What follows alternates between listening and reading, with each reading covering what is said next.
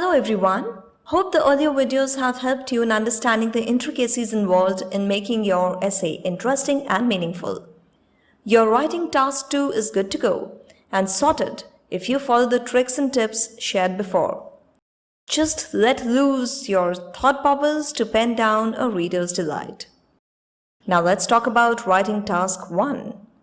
Writing task 1 is letter writing for IELTS test general, and in case of IELTS test academic, you could have a graph, pie chart, flowchart, line graph, diagram, table, pictorial representation of how something is done, or how something is processed, or how something works.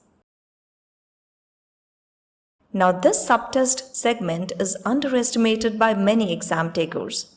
However, the fact is that a well-written letter or a well-summarized graph can actually support a good, in fact a desirable band score in writing subtest. So my personal advice, do not neglect writing task 1. It needs equal amount of attention and preparation. In this video, I will focus on writing task 1 academic. Just a quick recap of basic rules before I take you beyond basics. Writing task 1 gives a lockdown feeling because we get a strong urge to share the outcome and our opinion. Why something happened, what can happen in future if this thing continues, and many other things. But we can't. So remember the rule. The rule says no self-assumptions, no self-perceived forecast, no opinions. It can have nothing fictitious. It is purely based on facts and figures mentioned in the illustration. So remember the statement and recall it whenever you are practicing the task.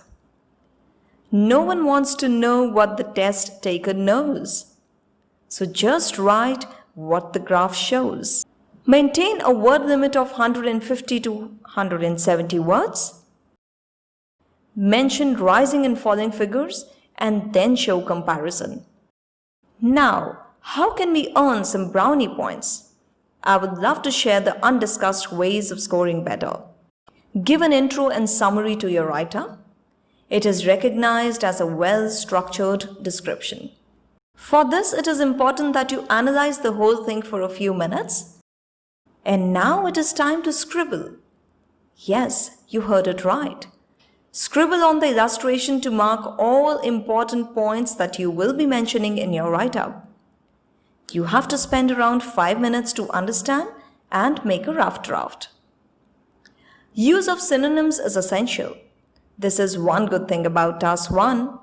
You want to make your task interesting? Use similar alternate words.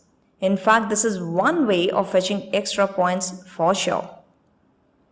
Also, combining years, clubbing percentage, taking out average age, time period, etc. All of this helps. And do you know the secret behind time periods given in the graph? It is to check your English tenses. So focus on what the time period is and pen down the explanation in the correct tense. Does it have past figures? Is it talking about the present? Is it just facts that need to be mentioned in present perfect? Or is it futuristic? Mistakes in tenses are common and can spoil the whole game. In the next video, I will share a few example answers so that we can apply all these rules and check if we are good to go for a write-up that deserves a great band score or not. So all the very best viewers, thank you for liking the video. Happy learning!